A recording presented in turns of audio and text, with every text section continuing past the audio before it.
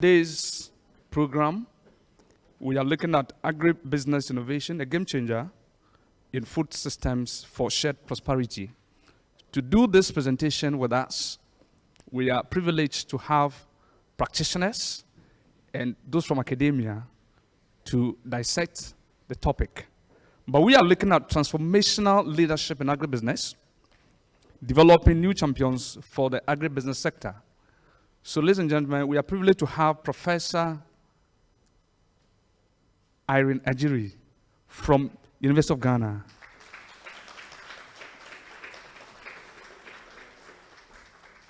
Prof, you're welcome.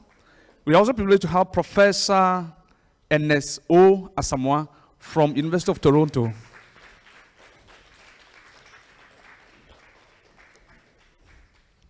We also have the board chair of Social Enterprise Ghana, Ms. Amma Lartey.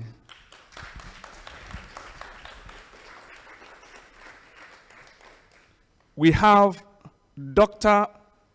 Lucille Abruquah from CERATH.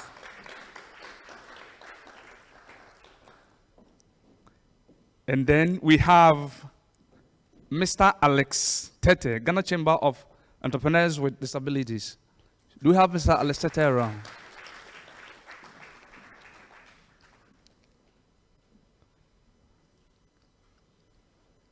Oh, shall we keep clapping as he comes?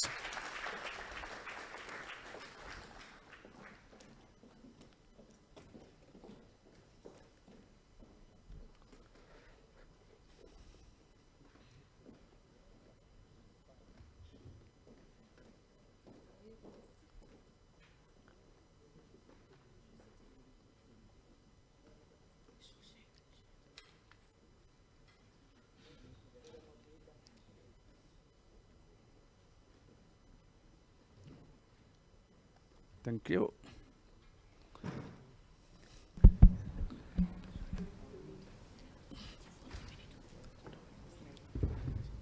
Ladies and gentlemen, because we don't have much time on our side, we want to kickstart the discussion.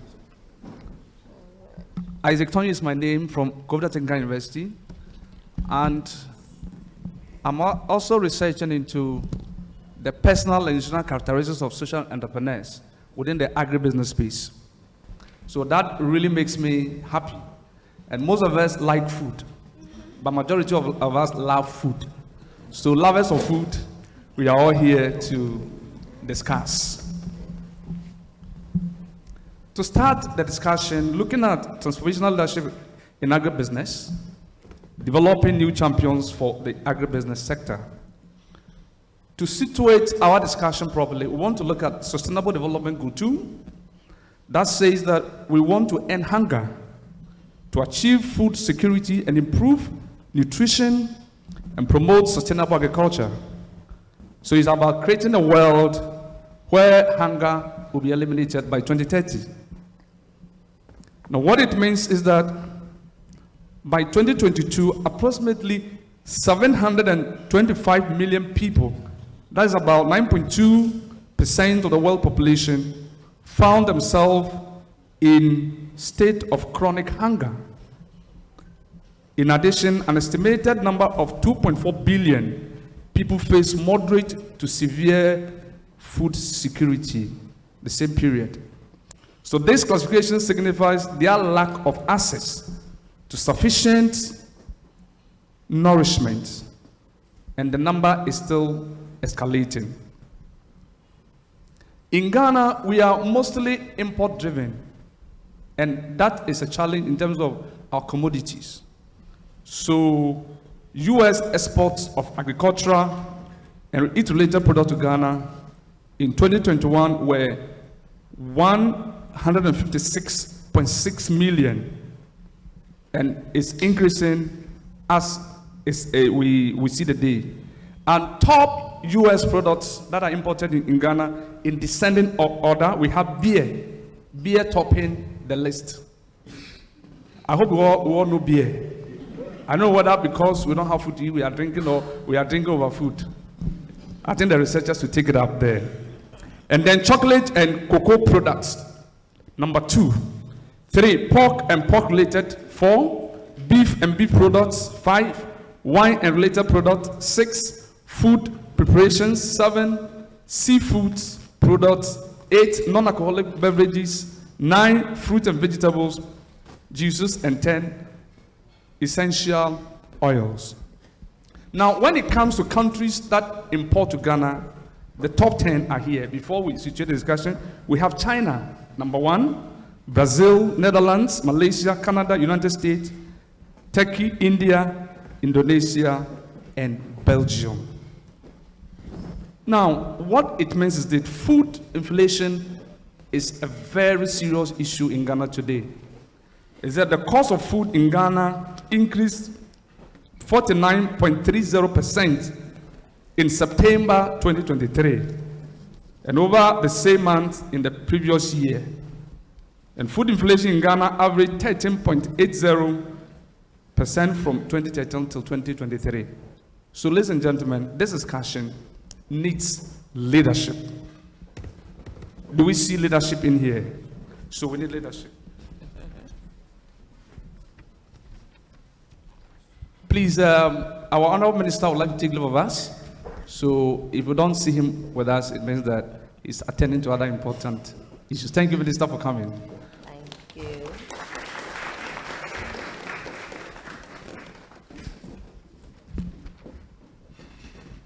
Finally, yesterday, the Minister of Finance indicated that the agricultural sector remains a key driver of Ghana's economy, employing an average of 38.8% of the total workforce and contributing to over 20% of GDP between 2017 and 2022.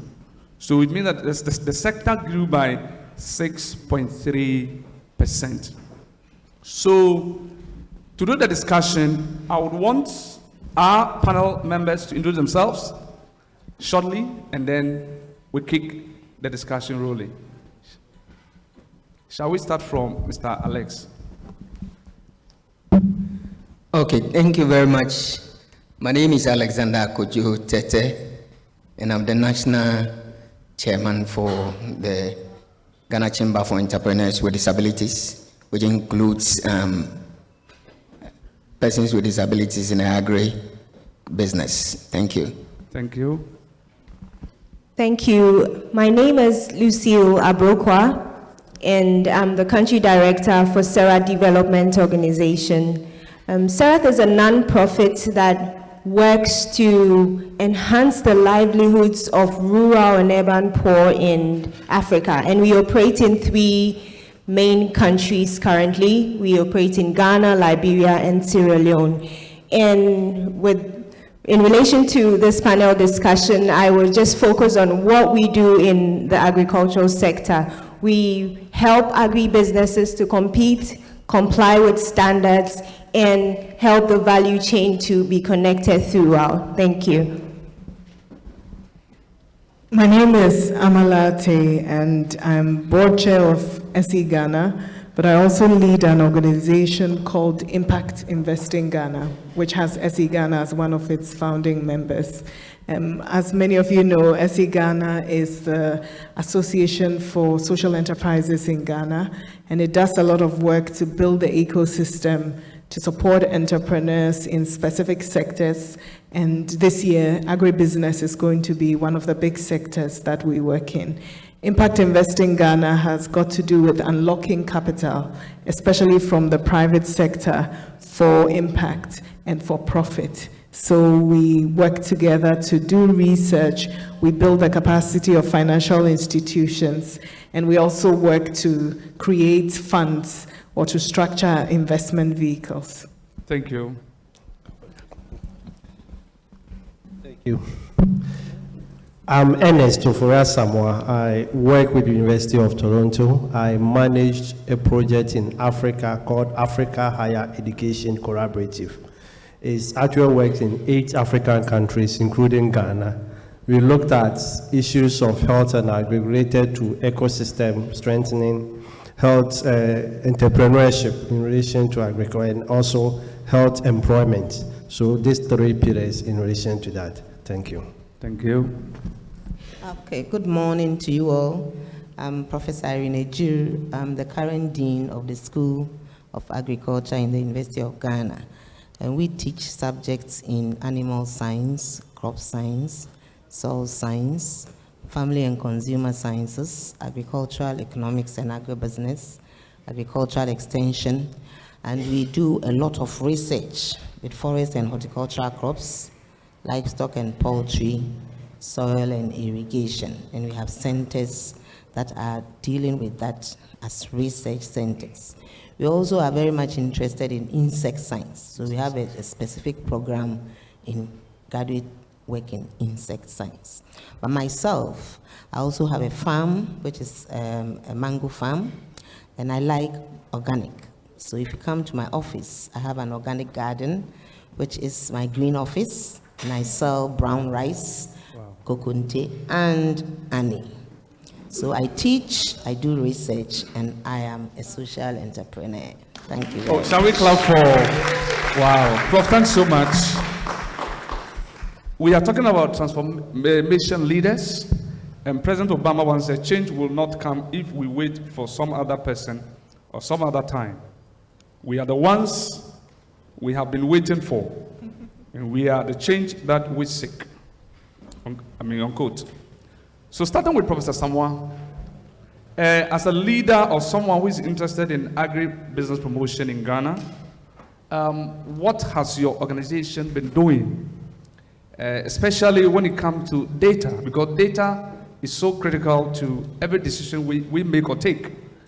And if we are talking about transformation leaders, then do we have data to even support all the discussions we are embarking on this morning?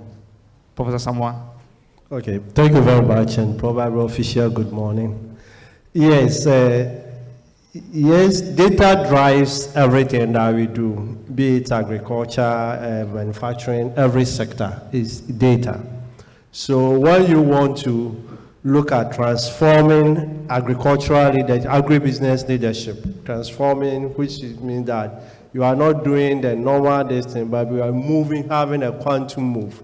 There's need for you to know data, where are we now in terms of the agriculture. And so if you want to transform, then based on the leadership transfer, you can say that we move it from, let's say, 1 to 10.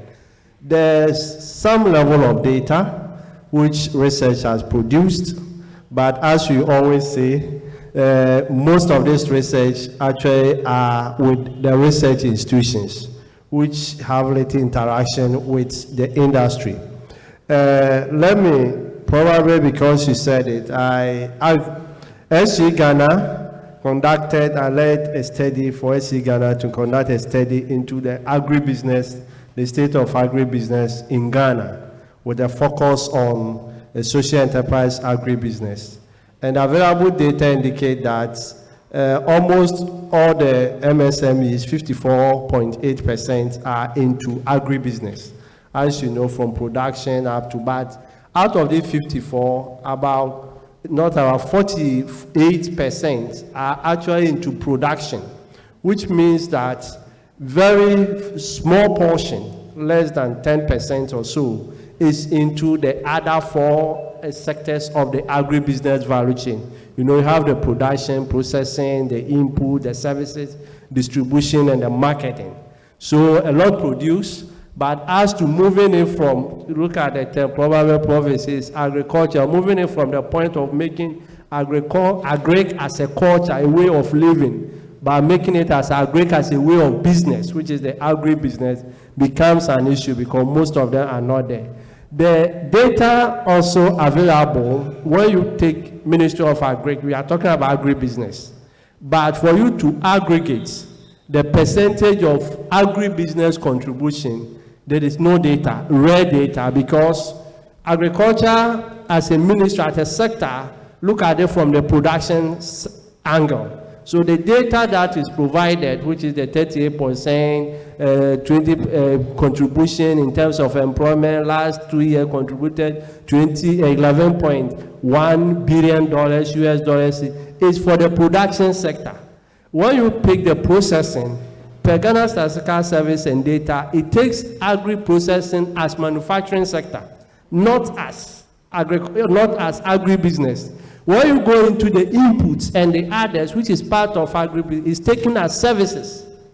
When you move, so when you talk of data in agribusiness, it's not about production, which is agriculture, the culture, the production aspect, but it has to move from production, aggregate it from production, from processing to input to services to distribution to all entire value chain, the 4 key value chains of agribusiness, to say that this is the contribution of agribusiness, not agriculture. So that data is lacking.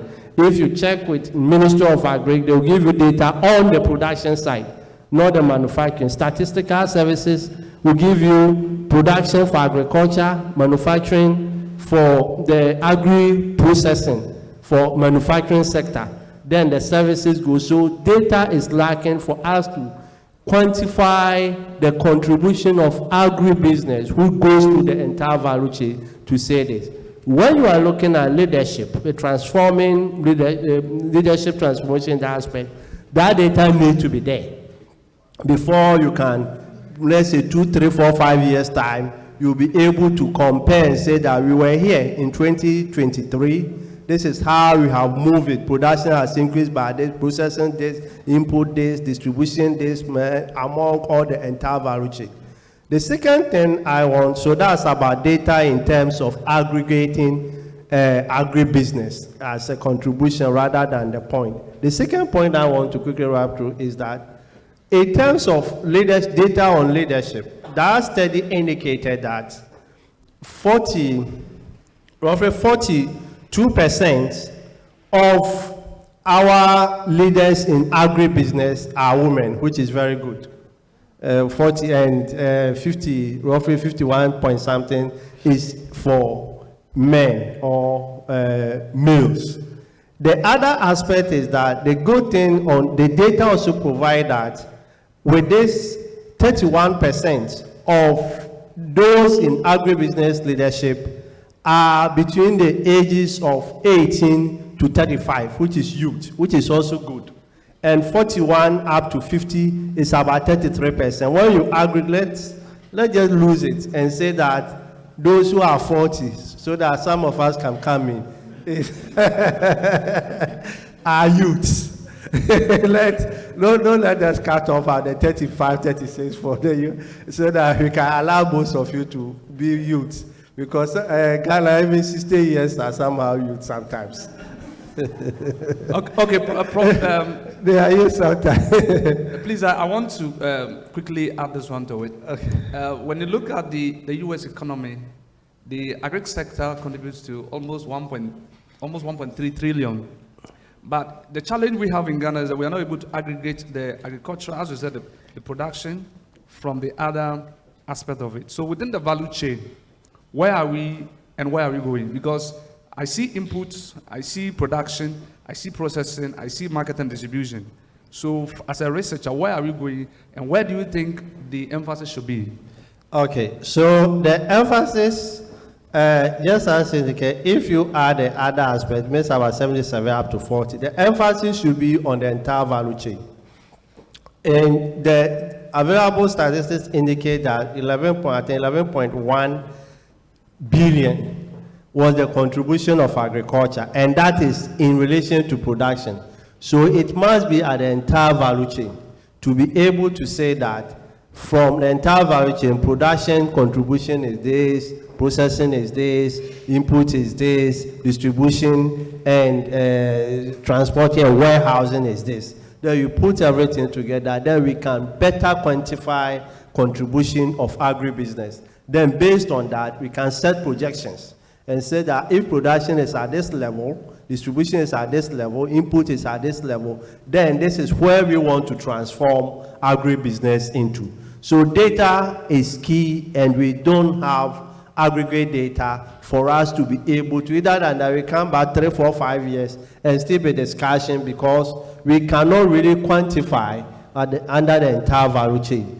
And that is an area we need to look at. Thank you. Thank you, Prof. Let me turn to Prof. Egyir. Prof, in fact, I was amazed when I read your profile. You've been in academia for close to 3 decades. And you've been doing agribusiness and all of that. But I realize you've been training. So we are talking about how to train change makers. When we talk of change makers, we are not talking about people who do peasant farming, that can just feed their own families and all that. So over the years, what have you been doing at the University of Ghana? So let me correct something. I sit on the board of Peasant Farmers Association. Okay. And the name does not suggest the practice. Okay. So we don't only feed ourselves. Okay. We sell more than 70% of what we produce. Thank you. So go to Sisala. All the maize that is sold in Accra is coming from peasant farmers. Thank you very much. Okay. Okay, so yes. Thank you for correcting us. So we're pushing to the frontier. We want the big people. They are not bringing their money. Okay. They are using their money to buy maybe jets or BMW, build houses they don't live in. They don't want to invest in agriculture. And that's why the small holders are still there. Thank you. And give us credit. Thank you very much. Yes. So in terms of training, our agricultural science, technology, innovation, engineering, and math, that's what we do in the universities and in the tertiary educational institutions. So we want people to have managerial science. You don't just want to do matrai makwe. You get me? Moroso ashwe. That is what my farmers like to do, because that's what their fathers did. And therefore, not much experimentation, repeating. If it works, we do it. But for the trainees, we are calling undergraduate, graduate, PhDs. We want them to move from theory to practice. So that's how we train, and that's why we do not only theory, but skill development. Unfortunately, we wish that we could do more skill development than the theory. But the curriculum is kind of a little bit restrictive, because the school year, 13 weeks or 10 weeks, and there are things you have to introduce to get the person to be versatile. And so you introduce a lot of things, and you hope that in between time, as in inter-semester, there will be internships. And that's what we are pushing now. Today, we are also pushing what we call extra curriculum or co-curriculum or co-learning. So there are these agri-tech challenges, startup challenges that have come, and we are pushing a lot, that our students should partner other young people who are alumni or outside of the university to pitch startups, ideas. And for the last 2 years, it is Cosmos Innovation Center, it is Ghana, there's an international organization also in Trinidad and Tobago. A number of organizations have come to campuses. KIC is doing it on 11 campuses, tertiary campuses, and are pushing us to get our young people to be more skill development oriented, moving into entrepreneurship. And that's what we want to do more, but it's a lot of costs. And so we call on our rich people again, as individuals, organizations, as KIC is doing, as Genesis International is doing, NIEP, even the government is doing it. I sat in one such pitch challenge, trying to push. So that's how we are getting our young people who are coming to the universities to reorient, to mindset. I have a project in design thinking. I'm a student and a practitioner. Wow. And saying that always empathize with the situation. Food is expensive, and that's why I sell kokonte, the best one. You get me? So that if I'm doing my kokonte well, then people will not depend only on fufu or rice. You get me? There are so many alternatives in our basket. And that is what we want to reorient our students to do, so that at any point in time, we'll be looking at a diversified range of things. They may be working in the banks, but having careers in agribusiness. You get me, like I'm doing. Yeah. I'm a professor, I earn a lot, but I sell kokonte so that I can always do my nails with kokonte margin. Is that not it? Yes, if I want to do hair extension, And I'm not always fighting government for increased, and that is what we are telling the youth. You have to be very versatile and using your extra hours to create something that will earn you money. It's only today when we were doing the group photograph, I didn't say money. That's my motto, say money. Say money. It makes you smile, money, cash. Okay, Prof. That is what we are getting our young people to do, and I've seen Luther here, I've seen Emmanuel here. They are all into the KIC thing big time and are using science, technology, engineering, math, and arts. Okay. In agriculture, we don't leave the arts out at all. We like the STEAM because you have to present properly, and that is creativity, that's arts. You get me? So we don't deal with STEM only. We also like to push for STEAM because the arts is very, very important. And that is what we have been doing in the university. We need more money to do bigger things. Thank you very Prof. much. Thank you, Prof. A little follow-up before. I must confess that, you know, my parents are both farmers, and we saw farming as a punishment. And so when I went to secondary school, I have to go and do science, came back into business. Now I'm coming back to agribusiness. So thank you so much. You've inspired me so much that from today, the orientation has changed. So we are not just discussing, but we're also learning from you. Very good. But your parents, did you say that? I went to Wesley Girls, and in Form 1 was introduced to agriculture. We didn't do it as punishment. We still did it as hobby and improving. So when I didn't get to do my first choice medicine and I was going into agriculture, I knew a lot. My father was a financial controller at a mines in Bogoso, but he had a palm plantation, and we visited it every vacation, walking 7 kilometers, conversing and running and going there to do a lot of things. So please, when things are being introduced to you as apprenticeship or, you know, just skill development. In the community I started growing up, 8 years, we were sorting maize seed, good from bad. At 8 years, I was in the girls' brigade of the Methodist Church. So that's how children, they called us explorers. I didn't understand it.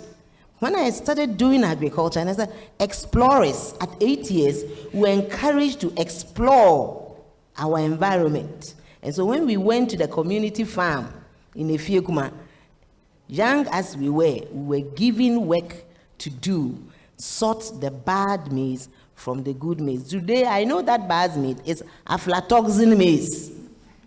You get me? Yeah. They didn't mention aflatoxin. They said, this is moldy, put it aside. This is good, put it aside. So yet, let us engage, socialize our young people in a wide range of learning. I think it starts from home. It's the way we ourselves, as parents, we shun or we speak about things. You see, when I was going to do agriculture, and I told a friend of mine, she did medicine. We went home, then the auntie said, agriculture, and it's all there. You see, it discourages you. Yeah. So adults, we are adults here. Let's, get it right in the language, in the communication, in what we are portraying. Agriculture is wide range, and we can do a lot with it. I'm earning from Kokunte and Annie. Thank you, Prof. Yeah, forgive us. Please, let's clap for her. In our secondary school days, when you do anything bad, they will send you to the farm to go and weed. That's why I'm saying that we saw agric as a punishment, not necessarily, but we like the angle of education so that we change the minds of our people. So we'll come to Miss Amma Lartey. I think Prof in his submission spoke about cost. Doing agric today can be very expensive. Looking at the land, looking at labor, looking at inputs and all of that. Investing, is it impact investing Ghana? What have you been doing over the years, and what are your targets? Thank you. I'd like to first say you have a new Kokonte customer. I would love to, I'd love to taste that so we can talk after the panel. Yes, great. So when you think about agribusiness or any other business, you need to think about how to finance it. And Impact Investing Ghana, what we do is really on the macro, on the national level. We don't directly work with businesses. So we work with a financial institution to structure a project. Or we're currently working on the launch of a pension-backed fund of funds. So this is a fund that will be a wholesale fund, take pension money, de-risk it because nobody wants to lose their pension, and invest it through local venture funds, who will then give money to businesses that are high growth. Now, a project like that is going to only fund very high growth agri-businesses. And those businesses are important because they will sit in the value chain in a way that can impact many businesses. But we need to finance along the full value chain. And there's also a value chain of financing. So if you're a social enterprise that's new or starting, whenever you start anything new, you make mistakes and you learn. So at that point, you don't want to go and take money that has restrictions with it, where when the money gets spent, you've used the money to learn, but you now have a big liability on your head. So in the beginning, you want to experiment with resources that you have, things that you control. You want to use land that is available around where you live. You want to get an experienced farmer as a mentor and get some produce from them or some inputs from them for initial harvest. You want to tap into the Planting for Food and Jobs program. You don't want to go and get commercial money until you go up the learning curve so that you are sure that when I plant, this is what I will get. Whilst you're doing that, you also want the cheapest form of financing is your customers. Okay. If you can get your customers to, if you have high revenues, and if you can get your customers to prepay, you don't need to finance your working capital. And so, right at the time where you have the idea of starting a business, let's say you are doing fish farming, it's catfish. Talk to all the chopper owners in your neighborhood and find out how much they are buying catfish, if they would buy from you, what their thoughts are, and begin to build relationships with those customers, because that is the cheapest form of financing. When you go from there, think about yourself. If someone popped in out of nowhere, said, I'm a young person in the Agric faculty, I've been taught how to farm, but I've never done it before. Could you give me 10,000 cedis to start my first farm? And I am sure that I'm going to make a profit. How many people would do that? Show of hands. 0. Because it doesn't make sense. So you need to put yourself in the shoes of the investor. The next person who will invest in you may be your professor, who has seen your hard work in the lab or on the community farm and seen that your plot did better than anybody else. And you have put in 5,000, you need another 5,000. It's family and friends. People who have a reason to trust you because you don't have a track record yet. And then from there, if the business has good revenues, you need to focus on showing growth. And the reason is this: managing growth is not the same as farming on a plot. If you're going to grow from 1 acre to 5 to 10 to 20 to 100, you need to hire people. You need to source inputs. You need to sell. You need to manage performance. So there are many other skills that a person needs to manage growth. That is not just about the production. And if you haven't managed growth before, the venture funds that the money we are putting together will go through will not be confident that you can take that money, let's say it's $1 million, and turn it into $20 million. You need to have taken 1,000 cedis, turned it into 10,000, turned it into 100,000. Then we know that when we give you $1 million, you can turn it into 10. Every week, I meet young people. How much have you sold this year? And they will say $50,000. How much do you want to raise? $1 million. And they say it so confidently. It's not going to happen. If you yourself would not take your money and invest it in that way, it won't. So you need to prepare for investment by selling, by managing your team, by building that skill set for growth. You can't do everything. You need to build a team. And then there are different kinds of financing. Once you get past that, I've grown organically, you can begin to look at, if your cash flow is good, you can look at bank loans. You can look at subsidies. You can have an agreement with an off-taker who may pre-finance part of the deal. But they will only do that if you have a track record, and it's only in certain commodities where it makes economic sense. Maybe there's a scarcity or something like that. So thank you. Hearing you for making a case for large organizations, now I'm somebody who supports peasant farming. Yes. So we have quite a few of peasant farmers associations in our deal rooms. They are coming together. So exactly. So that's what I wanted to talk about. So you may be a peasant farmer in terms of the size of your farm. We have one association, Das Farm. They were an association of farmers who came together to learn from each other, and they realized that some of them are better at selling than others. So they decided that, you know what, why don't we all just produce? And this guy, he sells everything he produces. Let him concentrate only on selling. The rest of us concentrate on production, and then together we can do more. And so even though they started off as peasant farmers, they are doing so much together. They are growing, and now they are in deal rooms with investors. They are transforming from an association into a limited liability company. They are raising money, and they've been doing what I described. Their skill set as a group of farmers has increased significantly over the 5 years where they came together to farm.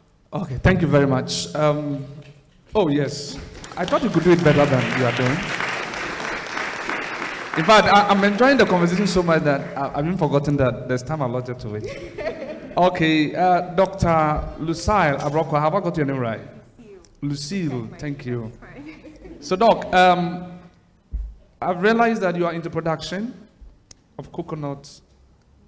Okay, so what has the organization been doing over the period? So, like I said,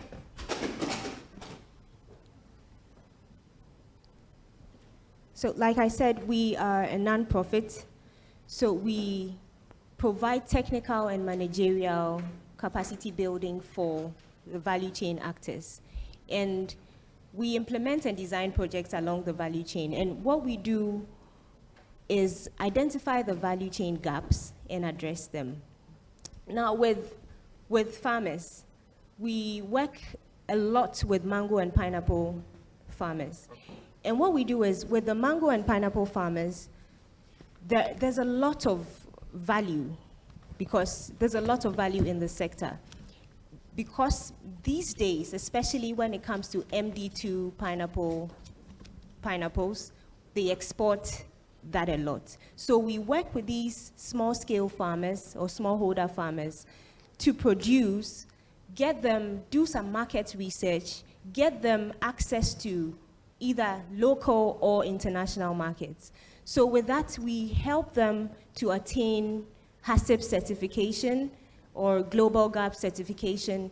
And then one thing that we do to help them get access to markets is a traceability system, where let's say we identify a processor, and that processor has not gotten to the level of export, international export. We would help the processor to kind of attain the certification to be able to export. We do market research for that processor and identify markets, whether it's in the Netherlands, it's in the UK, the US, and help these farmers form or sign contract farming agreements with the processor, and make sure that each and every activity in production, or each and every activity in farming, whatever that they do is recorded.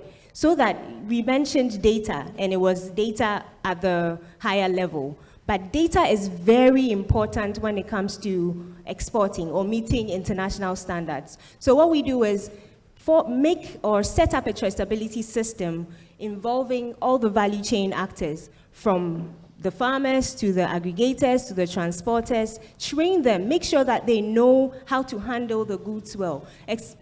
For example, when it comes to pineapple, I'll speak a lot about pineapple because one of our projects just ended. When it comes to pineapple, they have a BRICS level for exports. And even with the handling is very important as well. So we have to train these farmers to be able to record, even to know when to force the pineapple to take to the processors to process and export. And this is very important within the value chain because if we don't address these gaps from the beginning to the end, then the whole system will not thrive. So that's a little. Thank you very much. Let me talk to Mr. Alex Tetteh. I'm told our time is almost up. Oh, yes, do it better. Mr. Tetteh, how relevant is your organization to the agribusiness transformative agenda? Yeah, thank you very much. Yeah, but before that, I think I like the Kokonte bit Prof. so much because I love Kokonte myself. Wow. And I like the relationship between Kokonte and Fufu. Wow. Because my first daughter, the first time she saw Kokonte, she said, "Mommy, this is dirty Fufu." Yeah. Okay. Thank you very much. So, Ghana Chamber for Entrepreneurs with Disabilities, we are into empowering persons with disabilities into entrepreneurship. And this is a kind of a network of all persons with disability who are doing something with their hands. So we're moving away from where people think that disabled people are only there for charity, to be thrown money on, to the point where disabled people want to work with their hands and earn their living and survive, make livelihoods. So that is the purpose of this organization. And Agric is part of it, and my organization is seriously pushing because a lot of our people are involved in agric business. And so we're looking at how the environment will create an enabling environment for them to also participate. But of course, most of them are into the peasant farmers, but they are able to produce it and be able to sell some. But there are challenges, and let me mention quickly that if an access to land is one of the challenges, because the point is that you can't even carry yourself. You say we should give you land to farm. So that mindset is there. So when you're asking for a piece of land to farm, they think of you being in the house and let us go and farm and bring you some mango and cassava and thereabouts. So it doesn't give us, it doesn't challenge us to be able to also do something on our own. And I tell you, disabled people given the opportunity, they do marvelously.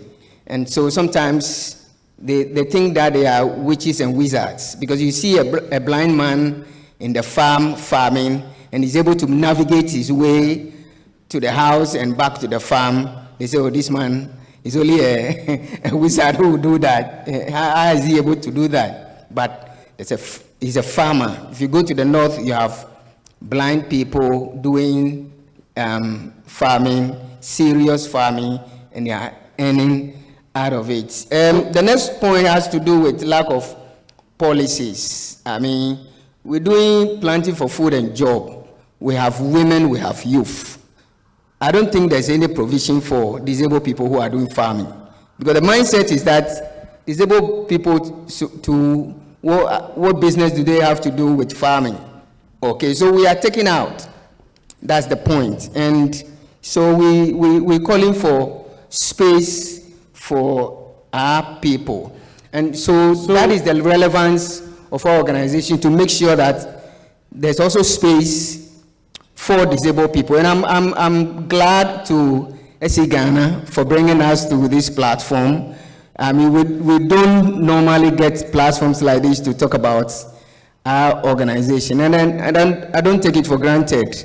You've made me high, and I want to tell you that I'm also a farmer. Okay. I do piggery, and I do also cassava farm. So, thank you. Because of our time, we are concluding. So, if there is any one thing you want the government to know, please, in a minute, so that we can go around and then finish and wrap up this session. Okay, sure. So, policies, make interventions, make social protection programs for farmers, also cover persons with disabilities. Thank you.